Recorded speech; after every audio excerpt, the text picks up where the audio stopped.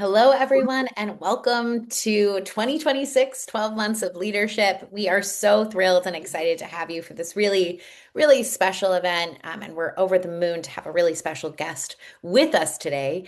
And today we're going to be having Tom Ulbrich. Tom Ulbrich is a wonderful friend of UB, an executive in residence, and I'll be doing a formal introduction of him in just a moment. But what we'll be discussing is a lifetime of learning to lead, 10 leadership lessons you can learn from my mistakes. And it's going to be a great conversation with Tom. So, just a couple quick housekeeping notes before we dive in and before we get started. Today's session is brought to you by the Center for Leadership and Global Impact. We have the Center for Leadership and Global Impact team in the chat. So, if you have any questions, Maddie, Naomi, they're here to help. They're here to jump in and help support you any way that they can. We have a number of different opportunities that you can take part of here at the University of Buffalo Center for Leadership and Global Impact. We'll be talking about more of those later on, but thank you so much for being here. If you do have a question for Tom, feel free to drop it in that Q&A button. You'll see it highlighted on your screen right now. And we're really thrilled and we're over the moon to have Tom with us. So if you have a question that you want to ask him, that you want to get with him, feel free to drop it in there. But without further ado, I'm thrilled to be introducing Tom Ulbrich. Tom Ulbrich is a lifelong entrepreneur, educator, and community leader driven by one simple belief: business done well has the power to change lives. As a president and CEO of Goodwill Industries of Western New York and an executive in residence of the Center for Leadership and Global Impact at the University of Buffalo School of Management, Tom blends decades of real-world entrepreneurial experience with a deep passion for leadership, social innovation, and community impact. Tom's career has been defined by building bridges between business, mission, profit, and purpose, and people and opportunity. At Goodwill, he leads a dynamic team focused on creating pathways to prosperity through the Good Skills Career Builder. This free job training program helps individuals move from uncertainty to stability by preparing them for careers in manufacturing and tech. But beyond his titles, Tom is a teacher at heart, and I can truly attest to that as one of his former students. He's known for his thoughtful perspective on leadership, for challenging outdated myths about what it means to lead, and for reminding others that courage, humility, and curiosity are the true cornerstones of growth. He writes and he speaks frequently on leadership, entrepreneurship, and transformation, often weaving lessons from his own business experiences and humanity that's all at the heart of organizational success. When he's not leading and teaching or writing, Tom is happiest investing time in faith, family, and the moments that matter most. You'll find him exploring Western New York with his loved ones, cheering for the Bills, a big win Go yesterday. Bells. Yes, go Bills, and finding inspiration in every day. So thank you so much, Tom. Thanks so much for being here with us. We're so excited to Yeah, have you. excited. I'm glad to be here. It's good to see you, Celine, and great to be with everybody. Happy to have this conversation. And I'm kind of feeling a little bit old after that introduction, and the fact that now you're a professor and we're a student a while ago. It's just kind of like a lot of flashbacks happening. So it's good to see you. It's great to see you, and we're so lucky to have you here sharing your insights and wisdom. So let's jump in because we don't have a ton Sure. of time ahead of us. Yeah. Let's do it. So my first question is this. So you've led across nonprofit, you've worked in academia and in entrepreneurial environments. So what leadership lessons did you initially learn the hard way, only to realize that it might apply everywhere?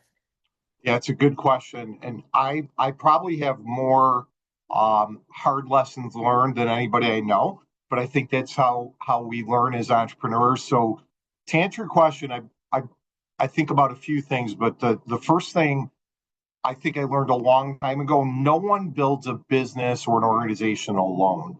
So as an entrepreneur earlier in my life, building things, a lot of times I thought I could do it by myself, and I did, but it wasn't always very good when you did it by myself. So I think it's that the fact that you don't build things alone. It's all about the people. It's all about the team. And then I think about the people side of it, and there's a few sort of mantras that have become sort of known here at Goodwill that everybody's sick of hearing me talk about, but that relate to all this. One is we always talk about structure equals freedom. And I think that organizational structure is super important. That's another lesson I've learned along the way. A lot of times entrepreneurs like to freewheel, kind of do their own thing, but it's the structure that gives you the freedom. It's the structure, the org structure, the processes that gives you sort of that cherry on the top that, so to speak, that organizations can have. Another thing that I think I learned a long time ago is to be a good leader isn't about being liked, it's about being respected. And we have something we talk about here at Goodwill a lot is accountability with constant coaching. So I think accountability is super important. Human beings want to know what's expected of them. They want to know if they're doing a good job. And people, although may say they don't want to be held accountable, my experience is they do. The difference is holding people accountable with constant coaching. It's not a punitive action. It's like you're always willing to give feedback and constantly coach people. It also doesn't mean that you don't make the hard decisions when you have to. So after a period of time, if the constant coaching isn't working, sometimes you do have to make changes, which leads me to another area that I think I learned a long time ago. Often in companies, what leaders forget about, what got you here won't always get you to the next level. And that's true. I know, Celine, you teach entrepreneurship. Very true in rapidly growing businesses. We often outgrow talent. So the question is, how are you bringing people along? And if you can't bring them along, how do you find the right home for them while you move the organizational forward? And then the last thing I think about lesson learned about people is remembering that as leaders, every individual is its own emotional human being. We don't in my opinion, we don't motivate people. People motivate themselves. We need to know people. We need to know what buttons we can push, how they react to things, because we're all very unique and individual human beings. So I think that's important too. And I could go on and on, but I'll let you come back into the conversation. I know you could, Tom, and that's what I love about you. And such wonderful nuggets. And I think that point about coaching and maybe outgrowing a role, I think is a really important moment for all of us as leaders and emerging leaders to remember and learn. Um, can you talk a little bit? So, as the CEO of Goodwill of Western New York, you've tripled its retail business. You've launched the innovative Good Skills Career Builder Workforce program that we just talked about. And you've set a lot of ambitious goals around zero waste and promoting that circular economy and innovation. And we see a lot of it that you get to share on LinkedIn and other partners on LinkedIn. So when you first started driving major change in this organization, in this new role, where do you think you got it wrong? And what did that experience teach you about getting people to buy into a really bold new vision? Yeah. That's an easy one where I got it wrong. So I walked into Goodwill in the middle of COVID. So I came May 1st, 2020. Everything was shut down. That was not the way we didn't even know what COVID was back in the fall when I had talked about moving over here. But I'll tell you what I got wrong right away. And it took me a couple months to figure it out. And thankfully, I was surrounded by a strong senior leadership team that spoke their mind and shared with me information. What I got wrong was we were forced to make some massive change. We had lost a leader that was beloved. We had lost some funding from New York State, which had caused us to close down a program we ran for 50 years that served people with disabilities, which can be very much like serving family. And the new CEO is here with all these ideas and rebuilding and looking at what tomorrow is going to be. And we had lots of great ideas. And I talked a lot about changing. We talked about the new strategy. And what I learned really quickly, thankfully, to people being willing to speak up on the senior team, that word change to people that have been in an organization for a long time is just like a knife in the back. It's interpreted as when the new CEO is talking about change. I think it's interpreted as what we did before wasn't good, and that was not what I was trying to message. So I think the lesson there is words matter. Words really matter, and we have the power to build up people. And of course, I knew this, but I didn't think about words that maybe I used, how other people might interpret them. So when it comes to change management, it's a process. And really back to your question, I think one of the things you need to do is to have a big, bold vision. A lot of leaders, in my opinion, don't create visions that are big enough. And I think having a big vision allows a team to drive towards something. People thought we were insane when we set our goals, but we've met every one of them and they continue to knock them down. And that's something you've always lived in your entrepreneurial experience is setting Yeah. big, audacious goals because there's something about it that helps you push your way to get there. Yeah, there's a lot of research that shows how important goal setting is, and it does help you get there. Your brain aligns with where you want to go, and I think people, um, you know, being a leader assumes that you have followers, and people aren't following the person; they're following the vision, in my opinion. Mhm. And it's really holding that vision up high, making it big enough, getting excited enough about it that people want to join the movement, so to speak.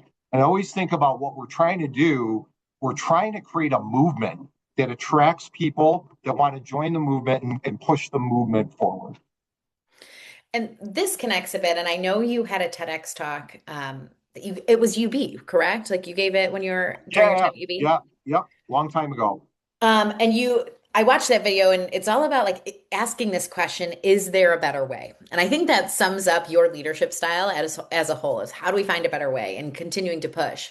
So when did you, and we're talking about mistakes, so when did you think that you might have failed to ask yourself that question? And when did clinging to the old way may have cost you? Yeah, so I always ask myself that question now and ask the teams. And in fact, probably a little too much. So one of my challenges as a leader is knowing I need to surround myself with people that say, take a deep breath, let's celebrate what we did before we push the goalposts and keep pushing them. But where I really learned this and where it really sunk in for me was in my earlier entrepreneurial businesses. I had built a business with a team. We sold commercial lawnmower parts all over the United States. We started as a catalog company, and in the mid 90s, of course, the internet came along and e commerce started. Then there was another big blast with e commerce around 2016, 2017, where it really grew rapidly. And I'd say by hanging on to the old way of doing things and not moving fast enough to embrace some of the aspects of e-commerce put me in a spot that we got our company a bit behind for a while. We had to invest a lot of money to get caught back up, moving from a catalog company to an e-commerce company. Ultimately, I chose in 2019 to exit that company and sell it because I didn't think that we were going to get it to the very next level. We did get it to the next level that had great value on the market, was saleable. We were able to exit the company, but I feel like we exited at the right time, and the company has gone on to grow and be highly successful. So I would say that would be probably the part where I learned the most was right back then. I want to switch gears a little bit and talk about you do a lot of writing and you recently did some writing about the strategy trap. And what you talk about is when leaders mistake busyness really for effectiveness and Right, how right. challenging that can be. And I think as ambitious people, we love to be busy, right? And that's a pull for a lot of us. So in the new year, how are you keeping in mind not to mistake for effectiveness for both yourself and your team? Yeah, so I think the trap there is as leaders, doing more does not equal leading better. And a lot of leaders get caught up in doing more. So how that relates to strategy is that we have to make this shift to a shift of discipline. And I think there's so much garbage around strategy and strategic planning put out there and put into people's head. The truth is, great strategy is about doing less, not doing more.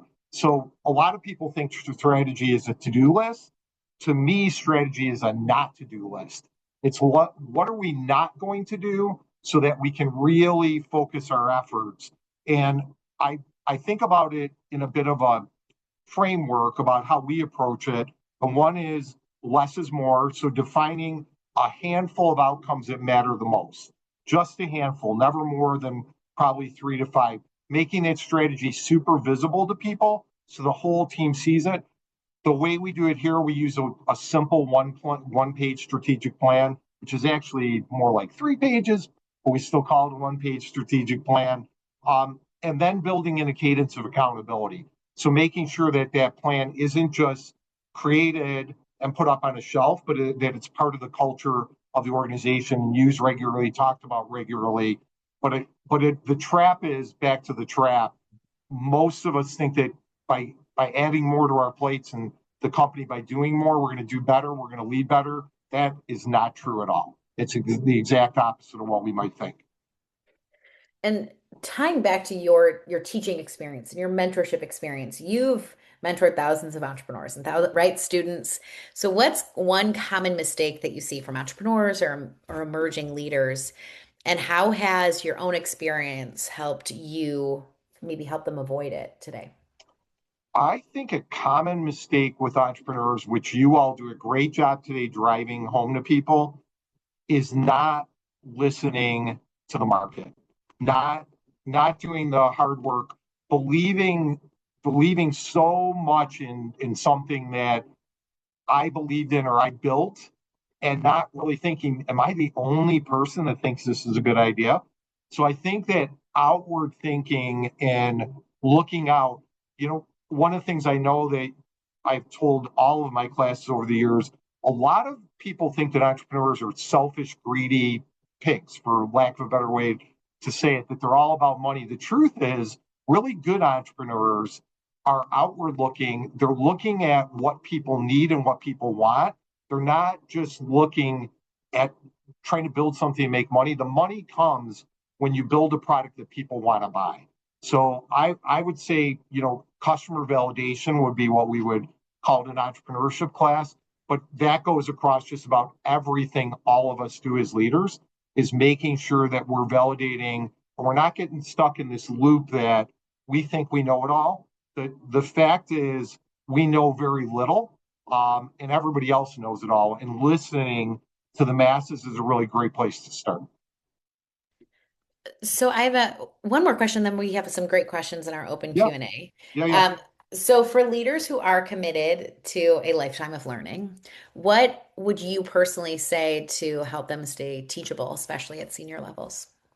So I think you've got to be a continuous learner. All of us do today. We live in a world that is technologically expanding at rates that we've never seen before. It's exponential change is what we're living through, and you've got to be open to continuous learning. And I think of two people that really stand out to me are Bill Gates used to do Think Week. He may still do it. I don't know. Where twice a year he would go away in a cabin for an entire week to kind of catch up on all that reading. No cell phones, no technology, none of that. To really be focused on learning. And then the other person that I always admired the way he ran the company was Michael Dell. And their senior team always had this aspect of continuous learning. He used to talk about things like be pleased but never be satisfied in things, be data driven, always be learning. And the big thing I always took away from him that I would stress to all entrepreneurs and actually all of us, failure is a form of learning. And many of us are just wired from school, I guess, from being a young child, that when we get an F, we failed. Well, the fact is, in entrepreneurship, in business, and life, when you fail, you learn. And I think the best learners are those people that can not look at failure the way that most of the rest of the world does. I I just think failure is whatever. You just move on and you learn, you pick up what you can from it, and other people get devastated by it. There is this really great video going around by Federer talking about all the hits that he takes. He's like, you wouldn't know, but I miss 57%. He's like, so Yeah, it's failure's part of it, right? And yeah, you have to take those. So it's important and it's a great mindset for all absolutely. of us. Um, so, Absolutely. so we have a great question from Dinesh here. He's asking about how you approach and think about workforce development. So the question is this, Tom, how do you approach workforce development in Buffalo, especially as there are different shrinking, changing industries here? And without that industry growth and expansion, how are you thinking about it at Goodwill? Yeah. No, that's a really, really good question. So I'll try to make this not too long of an answer, but So the first thing we do is we approach it at what are the needs of the community. We do a lot of research with the University of Buffalo Regional Institute. We publish 3 research briefs a year looking at the needs of our current economy, where the jobs are, what are the trends, where are things headed. So that's the first part. The second part is I don't believe that any workforce development programs have any value if the employer's not at the table. So those hiring employers need to be at the table helping us and telling us what skills are they looking for to make somebody employable. What jobs do they have? What jobs are they going to have in the future? So, just to review quickly, data driven, lots of research, knowing what the needs are, looking forward into the future, and making sure employers are part of the process all the way. So we have a question from Maureen, and Maureen is asking, is there a time span that you think is ideal for strategic plans? 1 year, multi-year, and what's the ideal time frame for checking in and assessing the status of the plans and seeing what might need to change? That's a great question. So I think that strategic plans are always evolving if you use them properly. So what we usually do, what we did here at Goodwill, we set a really big, hairy, audacious goal to go from 6 million to 30 million over 10 years. So that's just a big goal. That's not a strategic plan. But the strategic plan we do in 3-year increments and are constantly updating it. So we're looking 3 years out. We're looking at what capabilities do we have today? Where do we need to be on that journey to our big audacious goal? And what are the capabilities we need to develop to bridge that over these years? And we're updating that every quarter, really doing a deep dive on it yearly. And as far as a cadence, strategy needs to be right in front of you. And it really, we look at it, we update it quarterly, do a deep dive annually, but look at it almost weekly. Like if I were to move my camera, our plan is hanging right over next to my desk here. So again, quarterly, annually, and then 3 years. And looking much beyond 3 years today in detail, I think it's very, very difficult to do because of the pace of change out in the world. This is from Karamina, and she's asking, how did your experience teaching influence or shape your role as a leader? That's a good question. I would say teaching just really doubled down my desire for continuous learning. So I think what teaching did is brought a different level of continuous learning into with me into our organization and always being curious. I think it's another thing with teaching for those of you that teach that like Celine that are on here. I think being curious is like the best thing a professor can be is to be really, really curious. And there's no better place to be curious than with all being surrounded by a bunch of bright young minds that are always asking good questions and pushing to do your best. So I would say that teaching brought in that an increased level of continuous learning in our organization. And a question from Jasenia, what's one of your favorite life-changing books? Um, Boy, I would I would say you know what I'm going to say, right, Celine?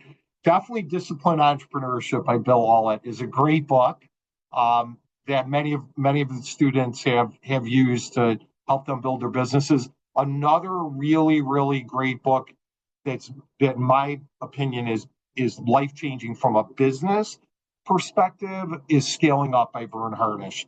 There's lots of great information in Scaling Up about how you look at business, how you think about business, and it really looks at the 4 components of business: people, strategy, cash, and then execution, and brings them all into one format, which is great.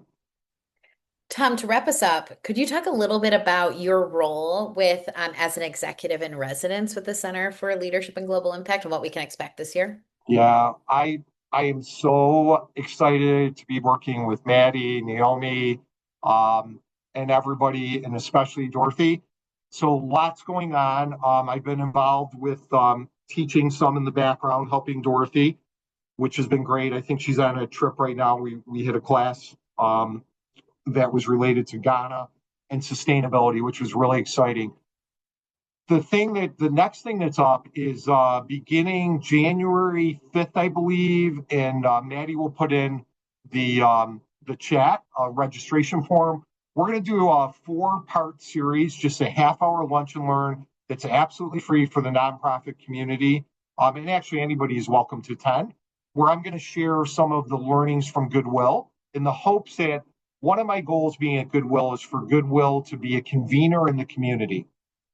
At our sort of maxing out our vision would be that someday we can be so successful that we can write checks to other nonprofits. That's our goal. And we have the ability to do that because we're retail stores.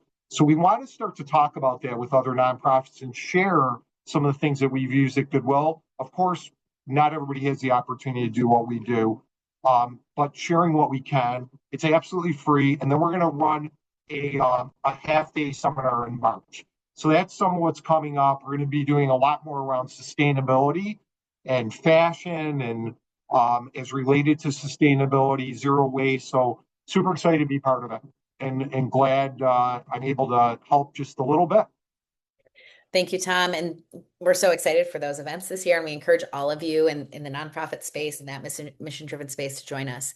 Tom, my final question, what's your either one wrap-up piece of advice or wish for 2026 besides a Bills Super Bowl win? What would you wish us?